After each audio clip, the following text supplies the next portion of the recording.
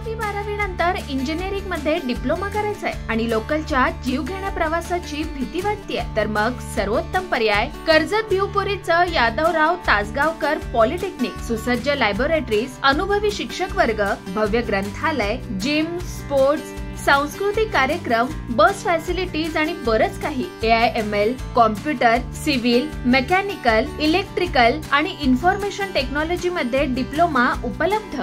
राज्य माझा न्यूज, आपल्या हक्काची डिजिटल वाहिनी. ठाणे जिल्हा परिमंडळाच्या अंतर्गत उल्हासनगर येथे पोलीस नियंत्रण कक्ष, महिला तक्रार निवारण कक्ष, CCTV कक्ष आणि अद्ययावत कॉन्फरन्स हॉलचं उद्घाटन करण्यात आलंय.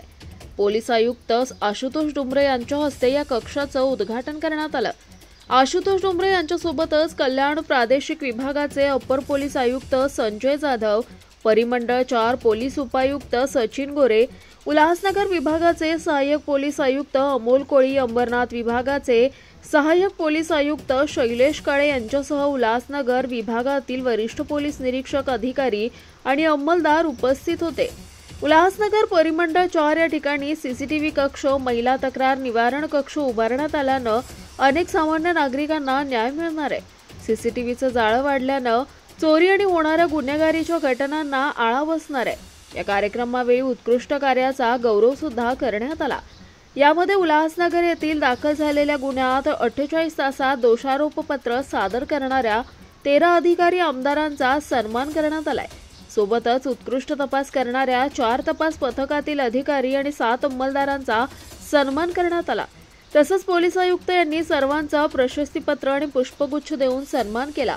प्रतिनिधी अजय जोशी, राज्य माझा न्यूज.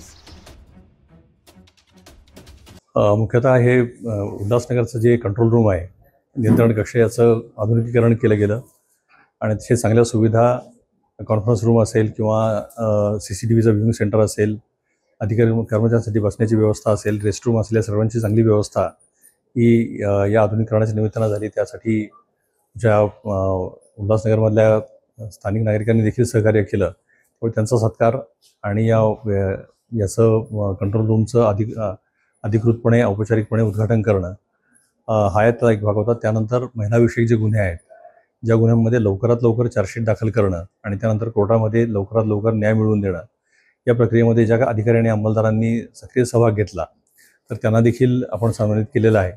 आणि ज्यांनी गुन्हे प्रकटीकरणामध्ये चांगली कामगिरी केलेली आहे त्यांना देखील आपण आज सन्मानित केलेलं आहे. राज्य माझा न्यूज, आपल्या हक्काची डिजिटल वाहिनी.